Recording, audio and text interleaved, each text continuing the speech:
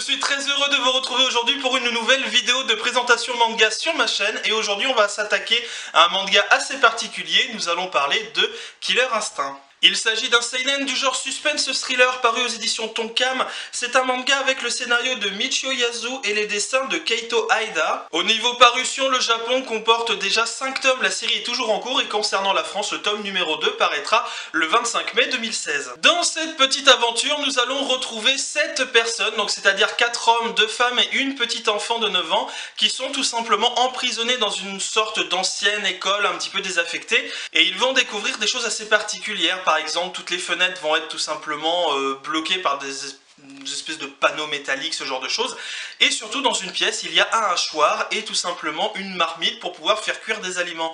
Le seul problème, c'est qu'ils ont un compte à rebours qui dure pendant environ 7 jours et ils n'ont bien entendu aucune ressource, je dirais, pour pouvoir se nourrir. Ils ont tout simplement de l'eau à consommer et on sait certes que le corps humain peut survivre pendant plus de 7 jours s'il n'a que de l'eau, je dirais, à sa disposition. Le seul problème, c'est que bien évidemment, ces personnes qui sont emprisonnées ont toutes des caractères bien différents les unes des autres et certains vont déjà passer dans la folie. Je ne vais pas aller plus dans le détail, mais ils vont se rendre compte que pour survivre, eh bien, soit il n'y aura qu'un seul survivant à la fin, il va falloir probablement tout simplement bouffer les autres, ou bien survivre tous ensemble et voir s'ils vont être libérés à la fin. C'est totalement, je dirais, le flou dès le premier tome de cette aventure. Au niveau des personnages, on va avoir par exemple une bimbo, une fille assez particulière, un peu mal dans sa peau, qui est totalement chelou, voire totalement déséquilibrée.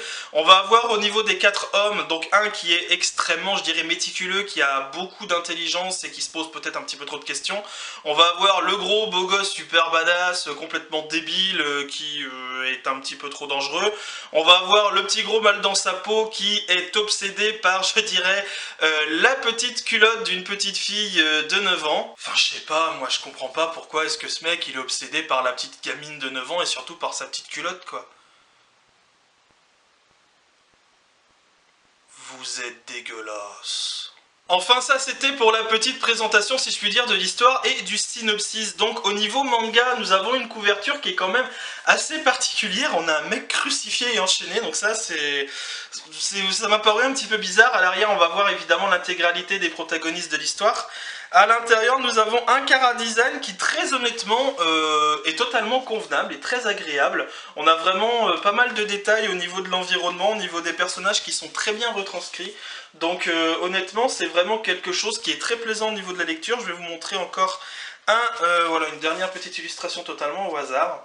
Alors évidemment, moi c'est une lecture que j'ai totalement adorée parce que ça me fait repenser à des films un petit peu d'horreur un peu particuliers que j'aime beaucoup regarder, comme par exemple Les Sceaux, je sais pas si vous les connaissez, où tout simplement voilà, vous avez des personnages qui doivent jouer à des jeux pour pouvoir survivre et s'ils ne survivent pas, bah, ils meurent, bien entendu.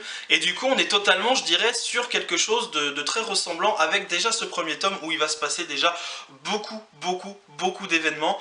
Je tiens d'ores et déjà à vous prévenir que c'est un manga pour public très averti, minimum de 16 ans, et très honnêtement respectez vraiment cette limitation d'âge pour la simple et bonne raison que dès le tome numéro 1, vous avez des scènes quand même très particulières. Vous avez une scène, alors est-ce que c'est un spoil ou pas, mais tant pis, je vais vous le dire, vous avez quand même une scène de viol qui est vraiment quand même assez marquante et qui est assez bien faite, hein, si je puis dire. Donc pour le coup, ça c'est quelque chose que quand on n'a pas vraiment 16 ans ou même en dessous, quand on a 10 ans, on n'a pas forcément besoin de voir ce genre d'événement. Sinon, ça reste évidemment une lecture absolument génialissime. Si vous adorez, je dirais, tout ce qui est voilà, thriller, truc suspense un peu particulier, où les gens doivent survivre, sinon bah, forcément ils vont mourir ou se tuer les uns les autres.